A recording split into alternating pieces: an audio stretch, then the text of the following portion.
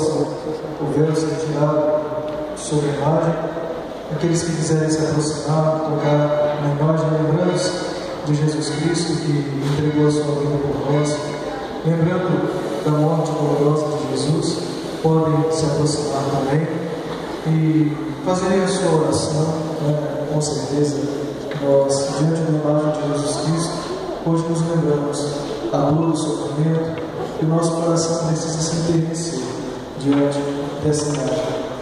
Gostaria de lembrar que amanhã, às 19h30, rezaremos a novena da Misericórdia do Matriz e em seguida, às 20 horas, teremos a Vigília Pascal também. Todos estão convocados para o dia de amanhã, o Sábado Santo.